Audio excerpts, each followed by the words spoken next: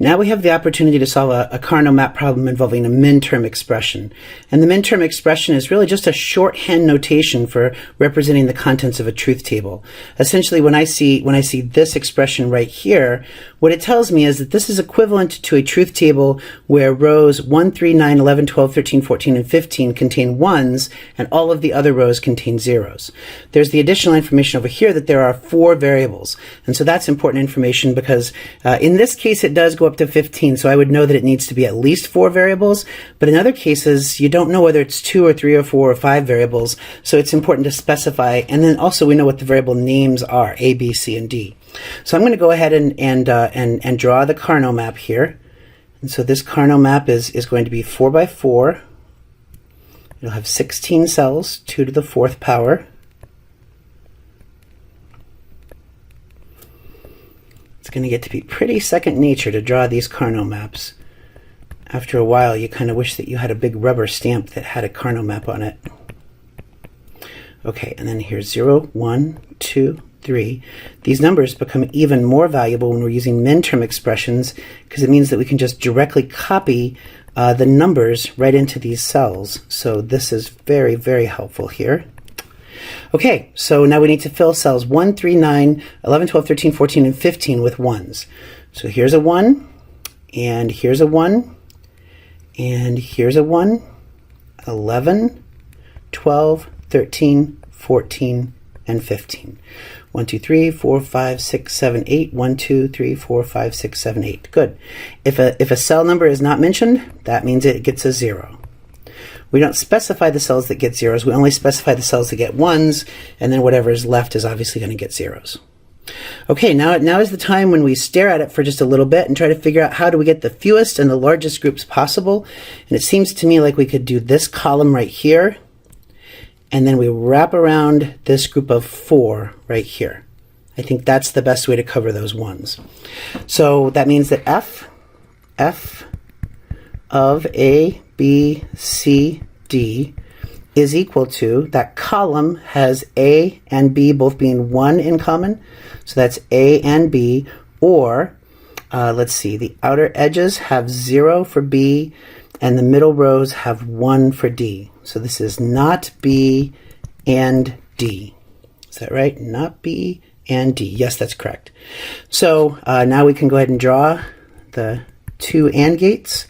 Going into the OR gate, there will be F. I'm going to send A into here. B can go directly in here. I'm also going to need to have B inverted coming in here, and then D comes in here. And that is the minimum or the optimal sum of products expression that can be used to implement the expression in the Minterm. Okay, so let's look at this one. Here we have a Karnaugh map problem that's going to involve both a Minterm with 1s and a Minterm with don't cares. I can see again it's 4 variables, so I'm going to go ahead and draw the the Karnaugh map.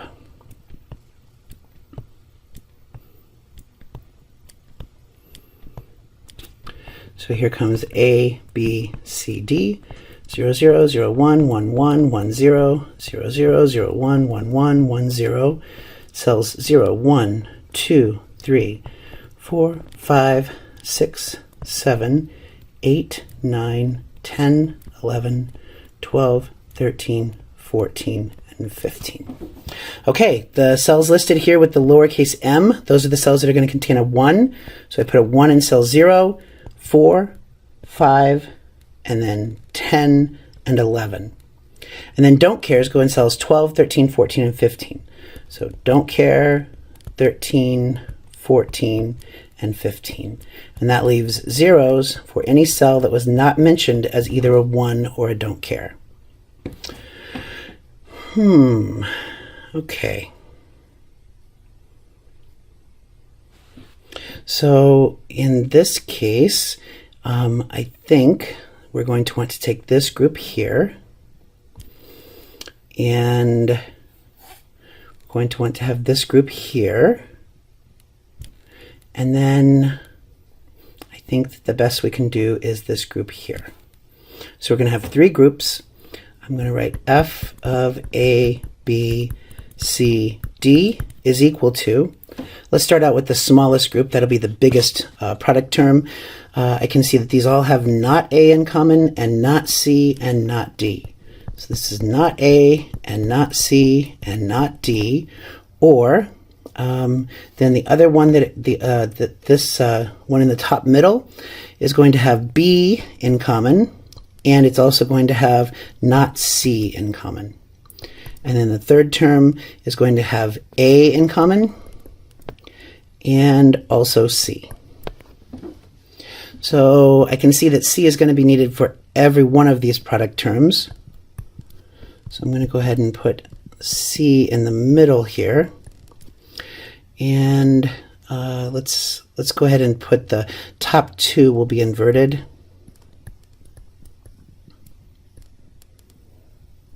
So there's C and there's not C.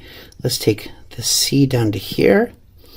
And the top one is the only place where D occurs.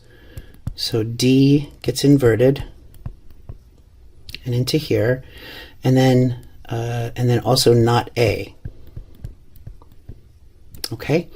And then the middle term is going to get B. And then we also need to get a copy of A down here at the bottom. So again, I'm going to cheat. You're definitely not supposed to do that, but that way I can make it minimize the wire crossings.